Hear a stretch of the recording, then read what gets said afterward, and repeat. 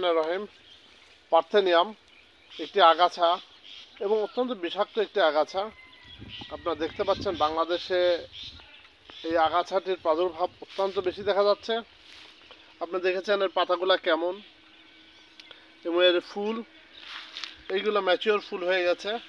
এক একটা গাছে ৩-৪ হাজার থেকে ২৫-৩০ হাজার পর্যন্ত এর বীজ তৈরি হয় এবং এর বীজগুলো এতই ছোট যে এগুলা বাতাসে কয়েক মিটার পর্যন্ত উড়ে যেতে পারে এবং এগুলো শ্বাসকষ্টের জন্য অত্যন্ত দুঃখজনক হলেও ক্ষতিকর, যে এগুলা আমাদের শ্বাসকষ্ট সৃষ্টি করে।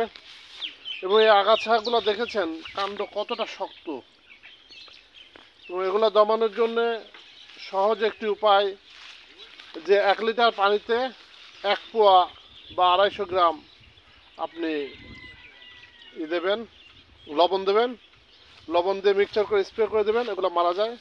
কেরোসিন দিয়ে স্প্রে করলেও মারা যায়, কিন্তু কেরোসিন এই যে দেখছেন জলাশয়ের বা বিভিন্ন জায়গার ক্ষতি করবে, মাছ এবং জলজ প্রাণীর জন্য অত্যন্ত ক্ষতিকর হবে।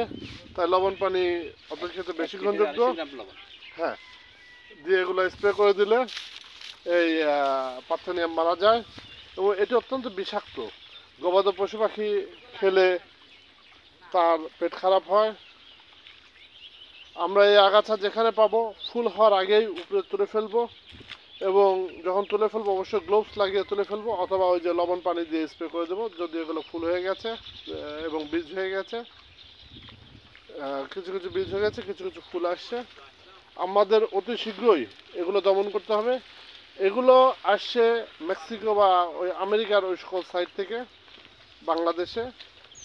তবে আমাদের এখনই সময় এইগুলোকে দ্রুত ভিত্তিতে দমন করা, না হলে আমাদের গবাদি পশু এবং মানুষের জন্য এবং ফসলের জন্য অত্যন্ত ক্ষতিকর হবে।